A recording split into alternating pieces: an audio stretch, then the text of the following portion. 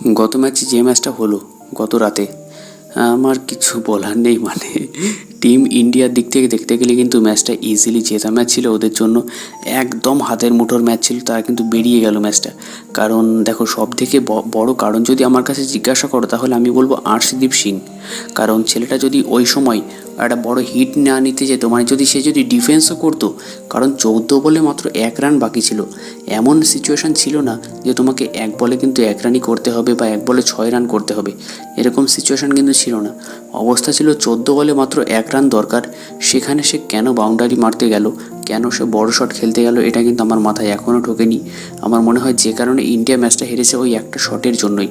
কারণ ওই বলটা যদি সে ডিফেন্স করতো বা পরবর্তী 6-7টা বলও যদি যে ডিফেন্স করতো, একটা সিঙ্গেল নিলেই কিন্তু ম্যাচটা বেরিয়ে যেত। সে কিন্তু খামোখা উল্টোপাল্টা শট খেলতে গেল।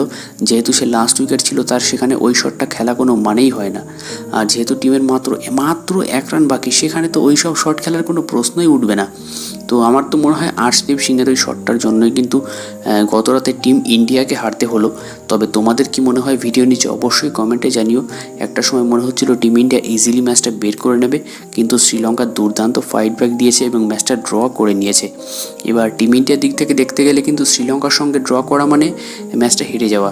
কারণ তারা একটা ওয়ার্ল্ড ক্লাস বলতে পারো ক্রিকেটের অন্যতম সেরা টিম বলতে পারো ক্রিকেট বিশ্বের বর্তমানে। আর অন্যদিকে শ্রীলঙ্কা, তারা কিন্তু অনেকটাই ব্যাকওয়ার্ড টিম ইন্ডিয়ার থেকে। তো তাদের কাছে ড্র করা মানে ম্যাচটা হেরে যাওয়ার সমান।